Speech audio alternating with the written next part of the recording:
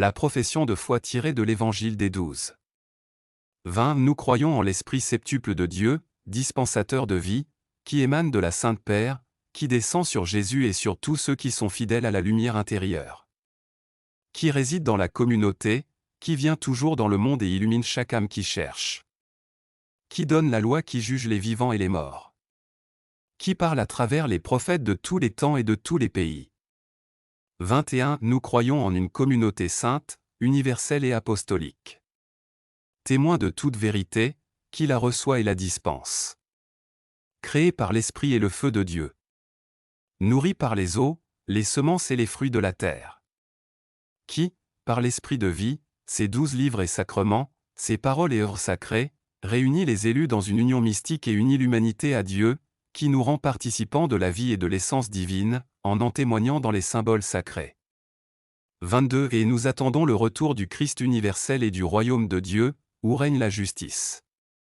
Et la ville sainte, qui a 12 portes, en elle se trouve le temple et l'autel de Dieu.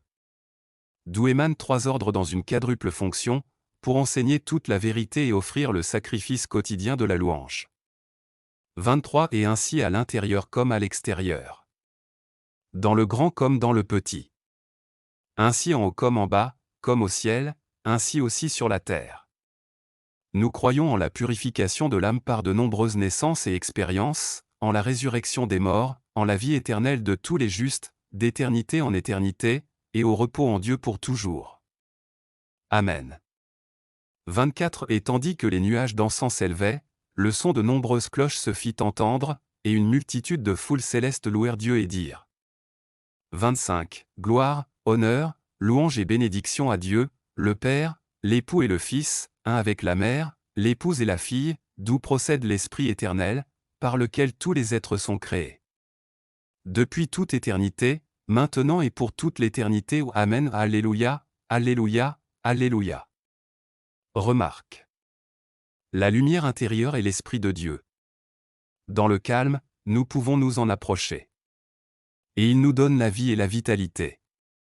Nous devons répondre de tout, et cela dépasse les limites de la mort. Jésus n'est pas le seul à nous faire découvrir la sagesse et la gloire de Dieu, ses merveilleux ordres. Chaque pays a aussi ses propres prophètes, nous n'avons pas besoin de tous évangéliser.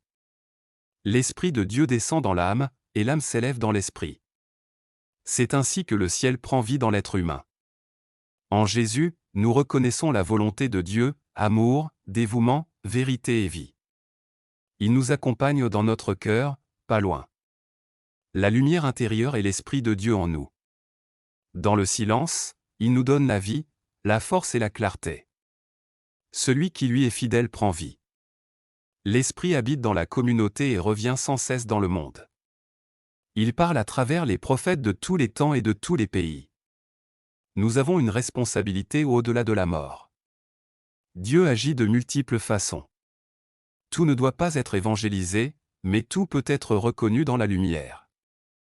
Il s'agit de reconnaître, de préserver, de vivre et de transmettre la vérité divine. Celle qui nous a été transmise par Jésus le Christ. Cela nous relie de manière mystique. Ainsi, nous pouvons rétablir la relation avec la source, avec Dieu. Prendre chaque jour le temps de prier, de remercier et de louer, même sous forme de méditation, est le commencement de toute joie. Nos pensées créent des réalités.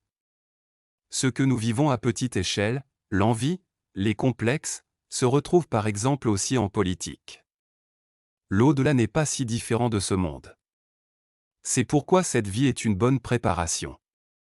Texte, nous croyons en la purification de l'âme à travers de nombreuses naissances et expériences, en la résurrection des morts, en la vie éternelle de tous les justes, d'éternité en éternité, et au repos éternel en Dieu. Amen. Remarque.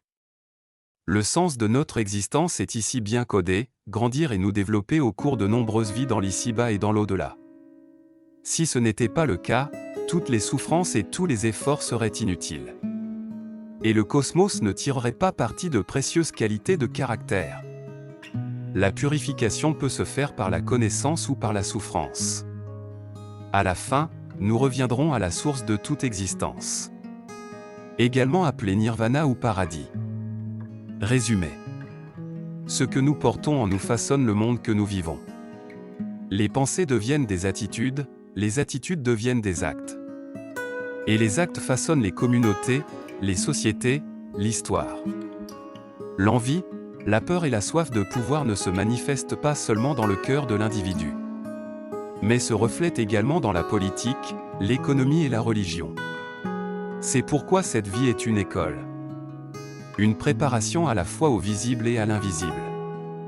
L'âme grandit grâce à l'expérience. Grâce à la connaissance ou à la souffrance. Grâce à de nombreux chemins, de nombreuses vies, de nombreuses étapes d'apprentissage. Rien n'est vain. Aucun effort, aucune douleur, aucun amour ne se perd. Le cosmos préserve ce qui a mûri en sagesse, en compassion et en caractère. Au final, chaque chemin ramène à la source de tout être. À la paix en Dieu. À la lumière que beaucoup appellent paradis. Ou nirvana. Ou simplement, retour à la maison. Et comme de l'encens, la louange s'élève. Comme des cloches, l'appel de l'éternité retentit. Gloire et honneur à la source de toute vie, à l'origine du Père et de la Mère. De l'Esprit, de l'amour et de la création.